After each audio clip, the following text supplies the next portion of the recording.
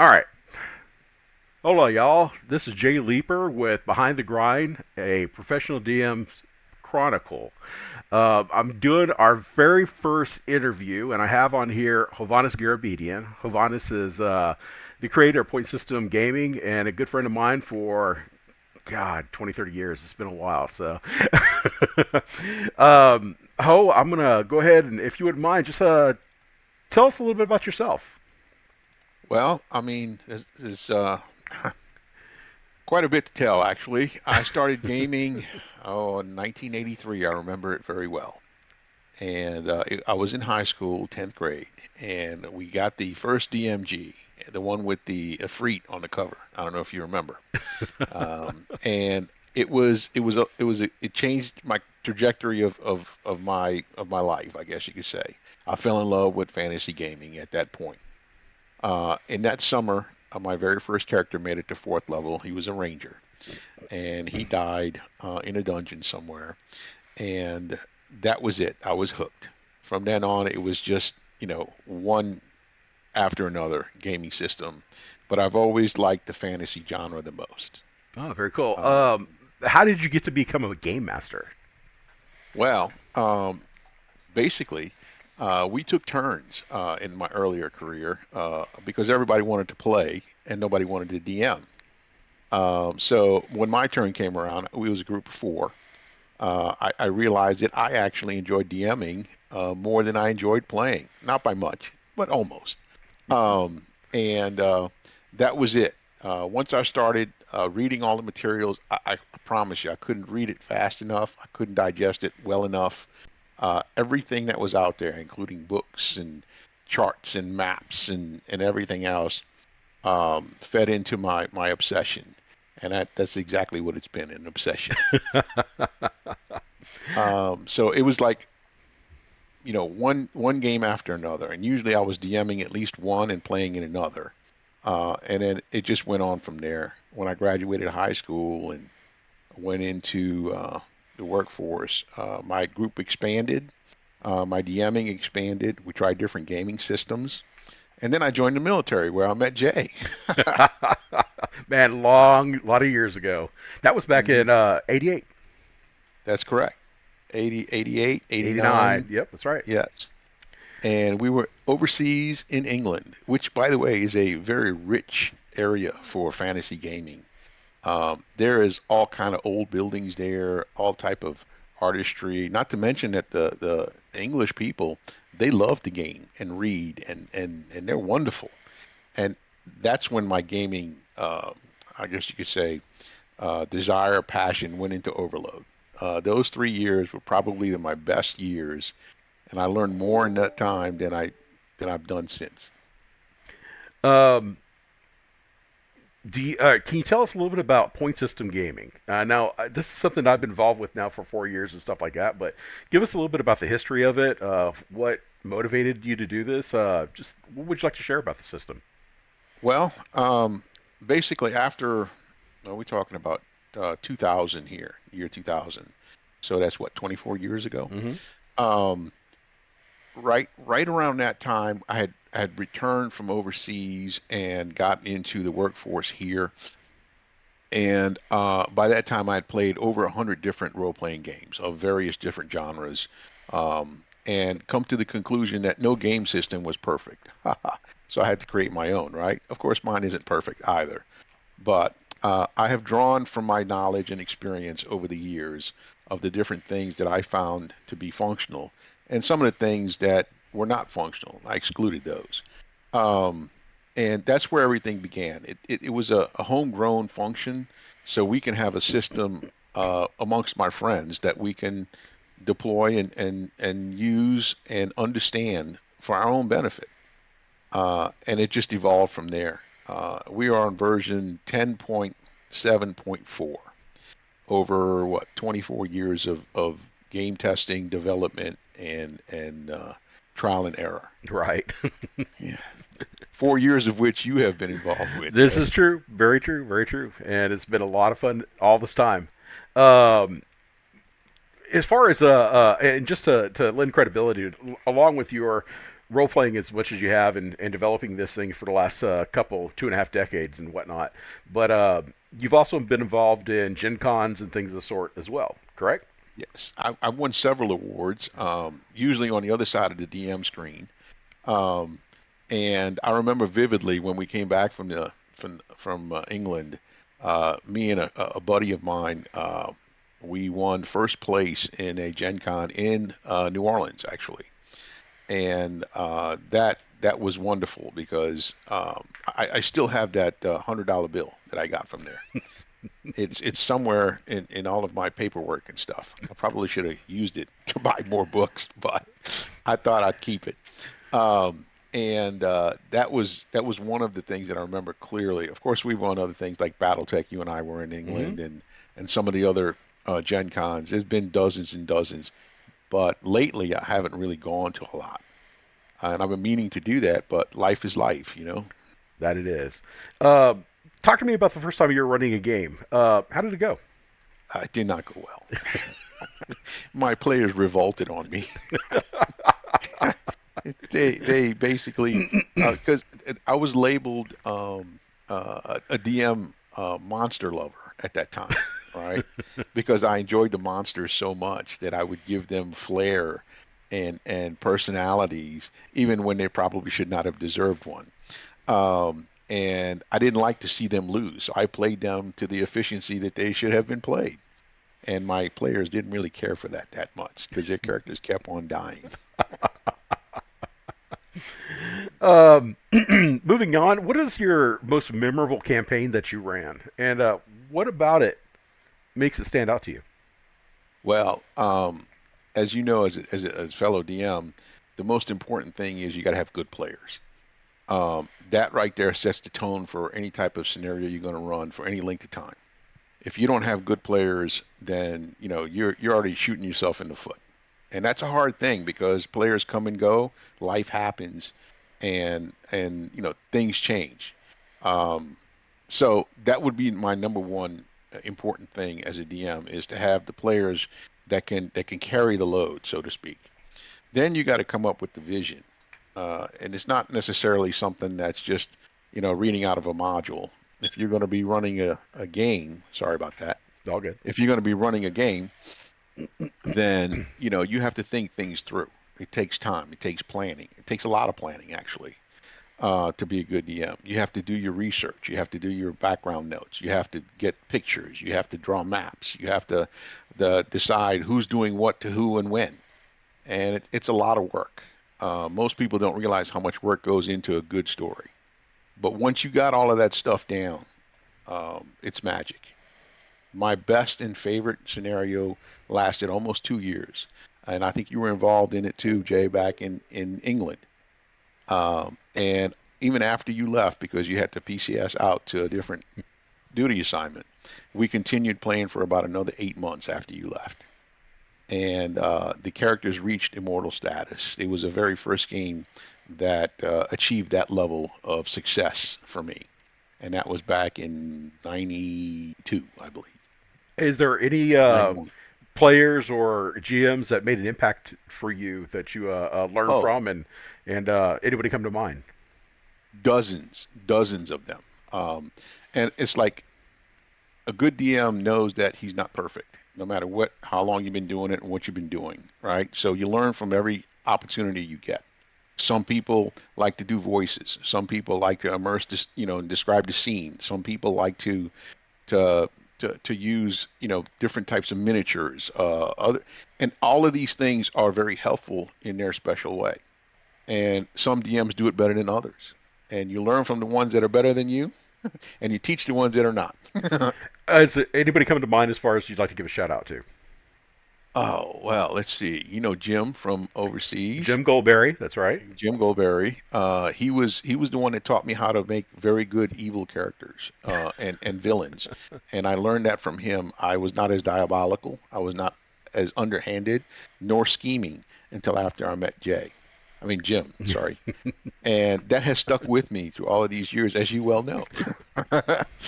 And I find that that has made an impact because, I mean, realistically, if you look at even movies today, the villain makes the story. Um, and if you have a good villain, then you have a good story. And that villain has to have depth. It has to have color. It has to live, and and you have to constantly keep it updated and fresh. And that's what Jim taught me. So yes, he was one of them. There was another Dave Perry. I'm sure you know him. Hmm. He was there toward the tail end by the time you left. There's also been um, see Bob Roussel in Louisiana. You don't know him. There's been you, of course. You've done a couple of stories for us, and I've learned some very good tips on storytelling from you. Storyline, keeping things moving, designing the scenes, that kind of thing. As I said, you get a little bit from all the people that you deal with, and that's what makes you a better DM. Have you ever had a session go off the rails? And if so, how'd you handle Oh, it? more than you know. And every DM will tell you they made bad decisions, right? And usually, you can overcome those. But in my earlier career, I'm talking what, 15 years ago, I didn't make mistakes. I was God, and my ego was about as big as this room. But I learned since then that you got to own up to your mistakes, and everybody makes them. You read a rule wrong, you guess something, and it's not correct, and you just make a ruling that comes back to haunt you 2 or 3 sessions later. The best thing to do with that is say, look, I screwed this up. Let's do this instead of that. And most of the players will be accommodating. But if you try to, double down on it, the mistakes get worse. So yes, I've had many a campaigns blow up because of a bad mistake that I've made. All right. Let's shift this a little bit over to talking about the philosophy. And I know you and I have had a chance to be able to delve into some of the things, but how do you balance narrative storytelling with player agency, player free will? That's a tough one. And it again, it goes back to good players.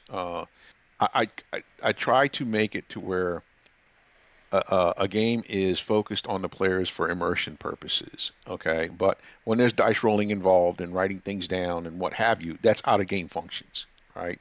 And you got to try to balance that. Um, and I tried to make it as immersive as possible, but you know what? You also got to have the other pieces too. You got to have, in this age, the electronics, and things go crazy with electronics sometimes. And you just got to roll with it. There's no definite yes, do this, don't do that. It comes down to what you're comfortable with and your players are comfortable with, right? Some people like to do it in third person. They just tell the story and not necessarily role play the characters. This is what you see. This is what happens. This is what this swing does that and so on. I'm more of a combination. I like to do you know the narrative part, and I also like to do the mechanical part. And you cannot, in my opinion, run a good campaign without excluding one or the other. Okay. You got to have a balance. Um, and it goes back to homework. You got to know your stuff. Fair enough. How do you? What's your approach to dealing with a challenging or disruptive player at the table? I don't fool with it. I just pull it out right there, right? If they're being disruptive on purpose, or if they're drunk, which happens a lot in gaming, or maybe they didn't get enough sleep, which happens to me all the time, right? And they're cranky and whatnot. I address the behavior right off the bat. Say, look, you need to take a break. Go take a break. What you got to do? Get you some Red Bull or whatever you got to do, right? But you know, if you let it linger, it's just going to get worse. And other players might be able to sit there and take it, but they shouldn't. They should have the enjoyment like everybody else is having. That's what they're there for. Okay. Um, do you think a game should, or excuse me, how do you create a sense of immersion for your players? What do you do to get the player to buy into the ambiance of the scenario, the campaign? Well, I try to. The best thing is to ask the players, what is the character doing? How is he feeling? What is his response to that? What would be a logical response to that? Right? Of course, those are out of game questions, and you got to focus on your avatar, quote unquote. Hmm. Right? But I mean, realistically, what the player is thinking. is very important because their emotional reactions to the situations at hand are going to determine A, alignment functions for one thing, B, what is their motive to do certain things, certain behaviors, and you got to get inside the head of the character, right? Not the player, the head of the character, right? And you might have evil characters in the game. That doesn't mean that the player is evil. That means that they're role playing an evil character, or vice versa. As a DM, I have to play a lot of evil beings. That doesn't mean I'm a bad person. I just like to play, them effectively, and they do bad stuff, right? And they have motivations for doing bad stuff, and that's what makes a hero to defeat the bad guys. And you need basically it takes place between the ears of the character, right? And you got to know the motivations, and then you got to look at the stats and see how they can apply those motivations because everybody's got an agenda. It's just how they're going to carry it out. Okay. Here's a real controversial subject here, but what's your stance on fudging dice rolls as a game master? I've vacillated. I've vacillated on that. In my earlier career, I rolled my dice in front of everybody. Got rid of the screen. Whatever the dice say, that's what you deal with, right? And sometimes the dice don't really go the way you want them to go, right? And you just got to roll with it. I found that to be refreshing and cutting edge in the sense that literally cutting edge into the characters with a sword usually or some other type of implement. And it usually resulted in the death of characters because I rolled a crit and it does X amount of damage and you died. And that's just the way it is, right? However, I found that especially with younger players like my kids, that's not necessarily the best approach because they're not adults. They can't handle their character dying just on a bad die roll, right? It's not fair to them, right? It's not heroic either.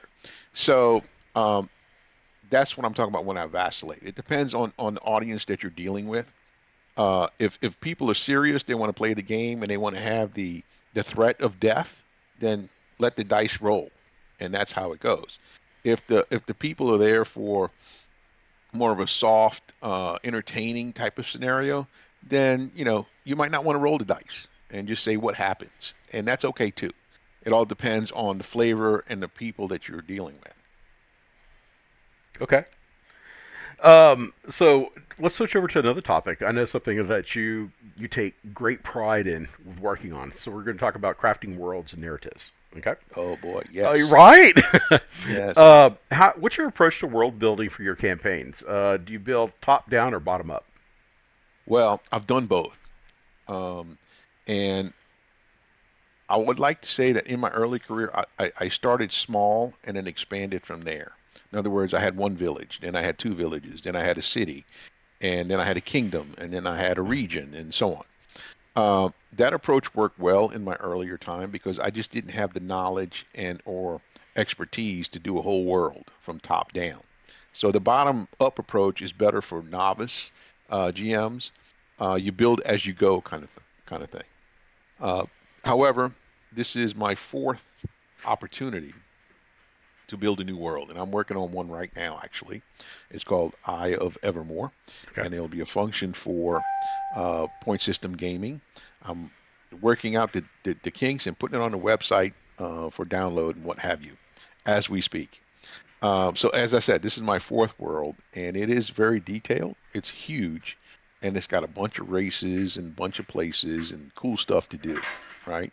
So that's a top-down approach. You start at the God level and you work your way down, and then you find the motivations for the pieces, parts in between.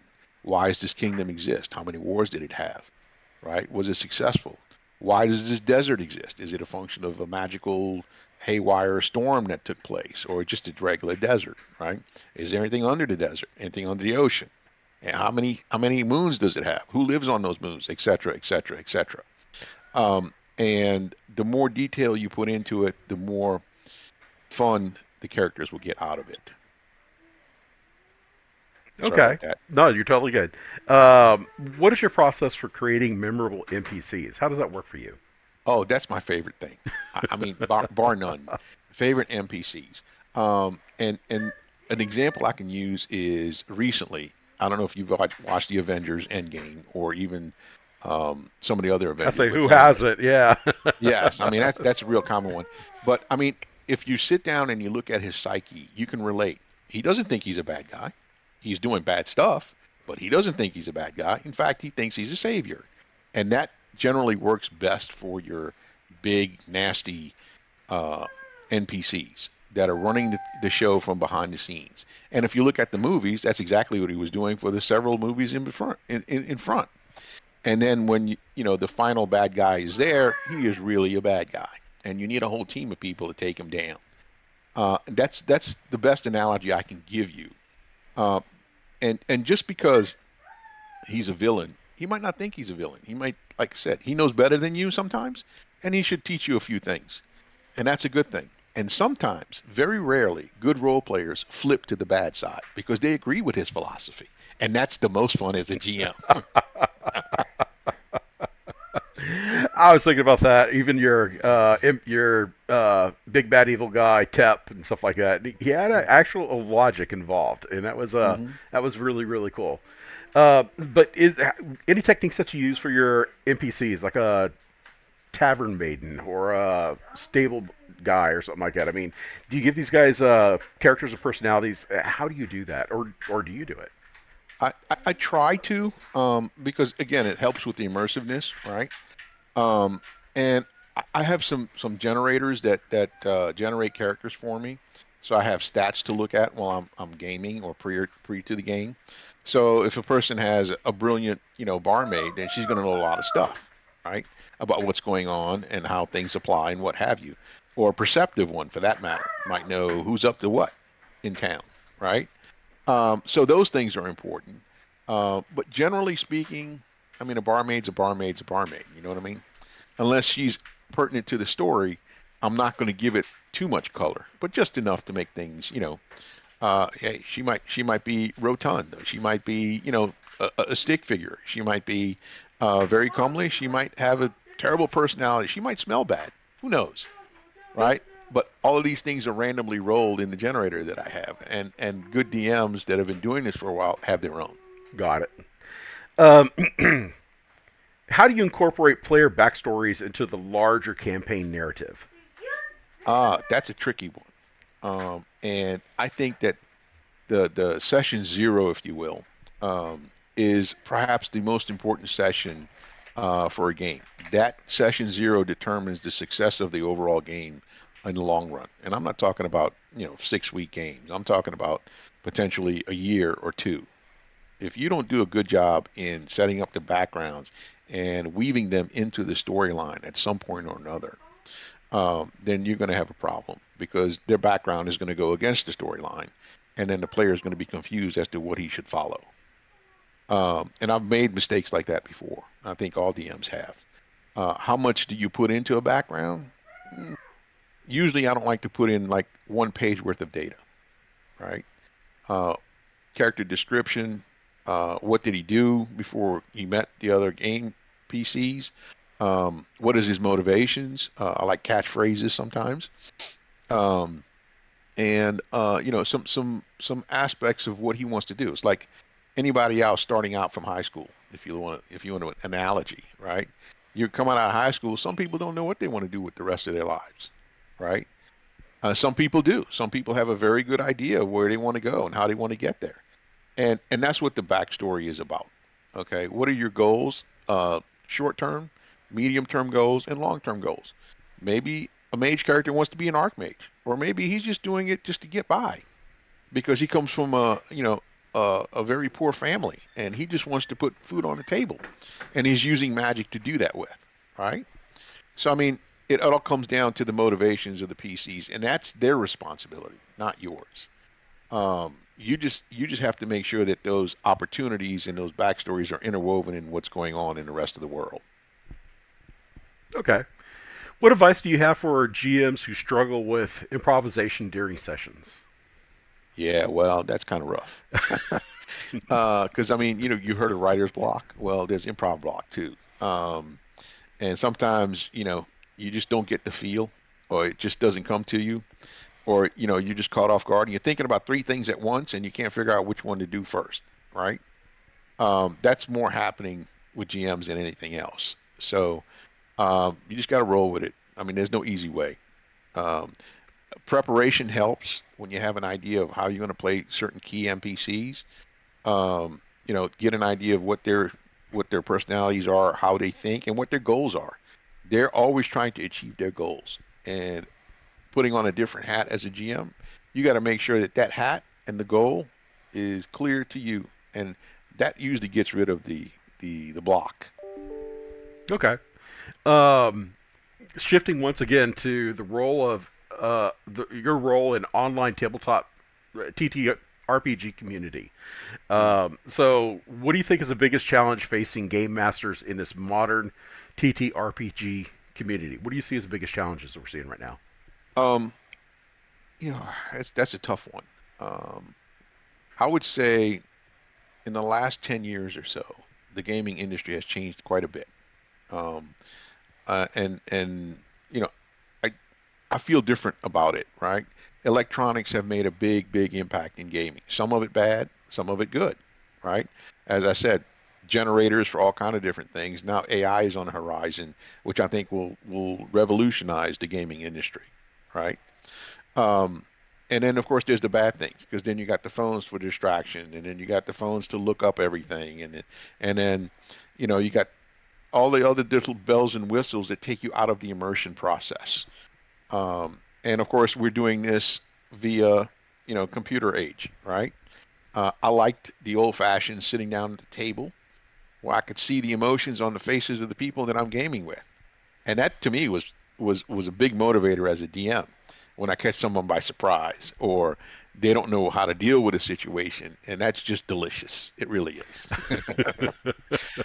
um, so there is that. So it's pros and cons, and you got to roll with it, and you got to go with what you feel comfortable with. Um, we use Discord, and we use a couple other things, and I work in IT.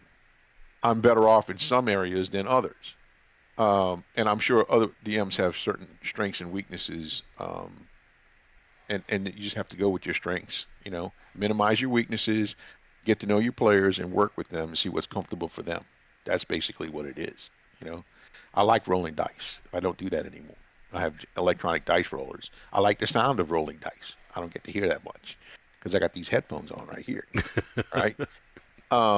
So I mean, yes, it's pros and cons, but I'm an old-fashioned DM. I've been doing this for over 30 years, Okay. and um, so yeah. Attention span seems to be the biggest thing now with the younger generation. They have a very short one, and there's probably hundreds of different reasons for it. I don't know. I'm not going to get into the psychology of things, um, but they don't have the patience that some of the older guys have. Maybe it comes with age. I don't know, but they want everything now today. Well, guess what? Damage comes now today too. So yes, combat is a good thing, but it can get you killed.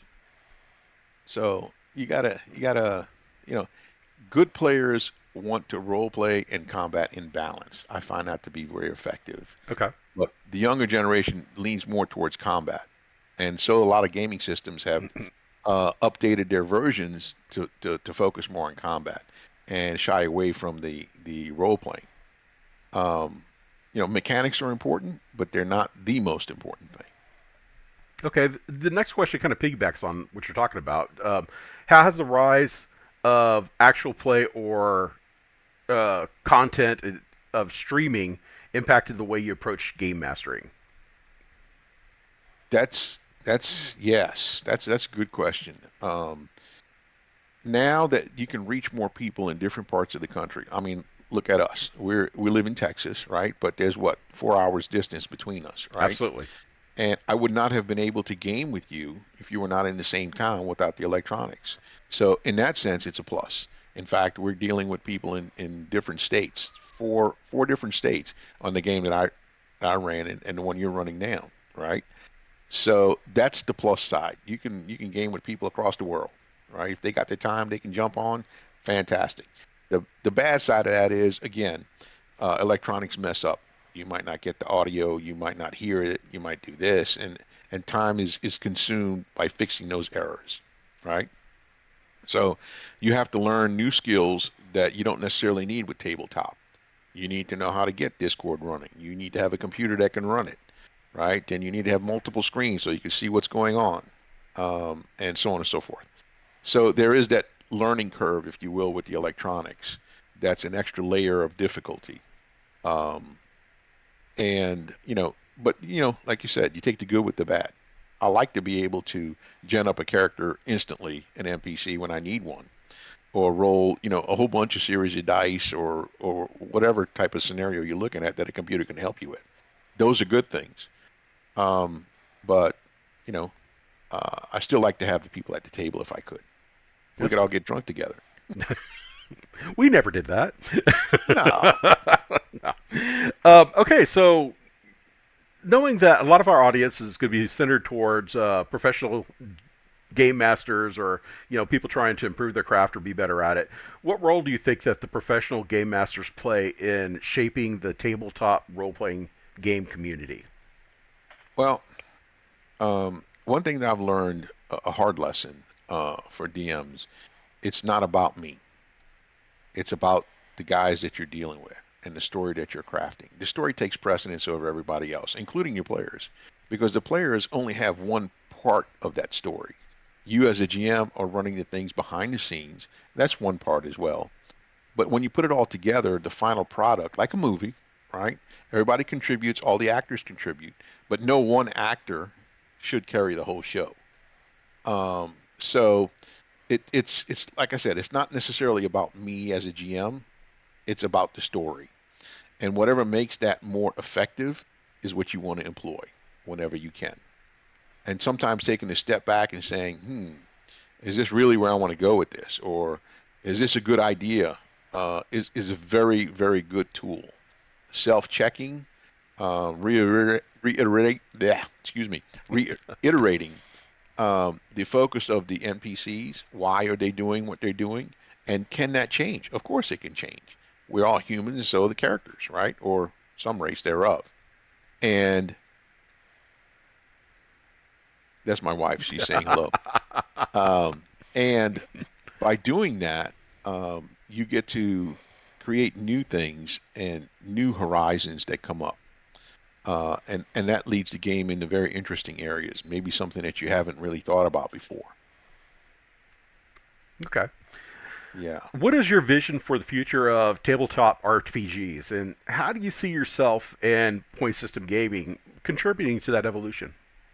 Well, good question. I think that the era of tabletop dice rolling is coming to a close, because people are stretched out, and now computers can bring people together. So electronics is going to be the medium on which we get to communicate. And then, as I said earlier, AI is going to change the whole ball of wax, right? I personally don't think that an AI can DM as good as a human person because they don't have the emotional capacity. But AI is getting better every single day. Um, as I said, I work in IT, and I see that the development and the advancement, and it's coming.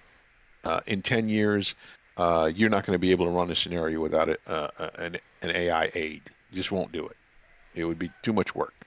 I remember when I had to draw maps by hand, and ones that go across the entire wall.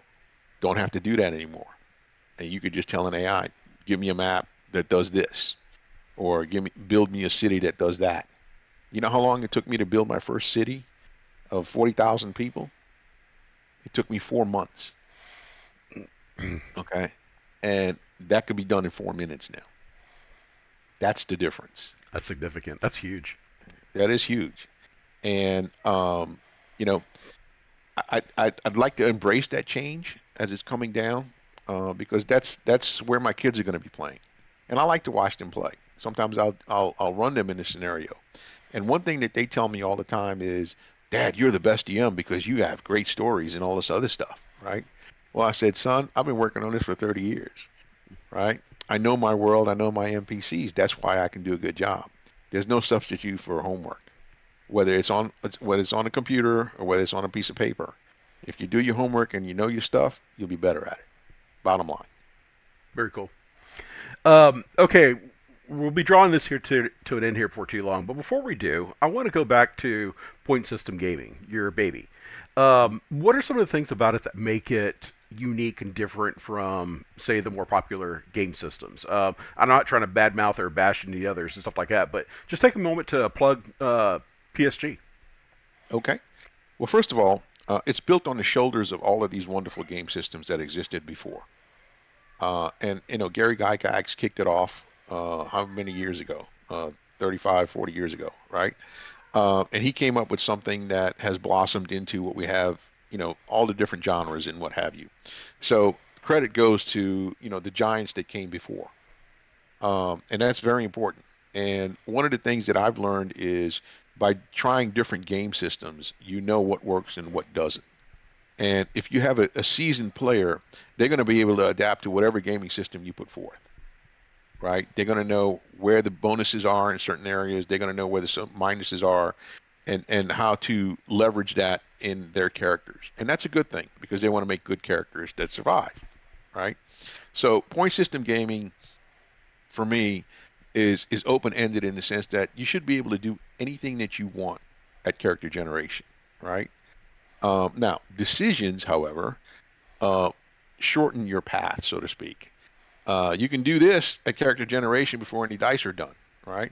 But as you make decisions, your path narrows, and then you know where you're going, right?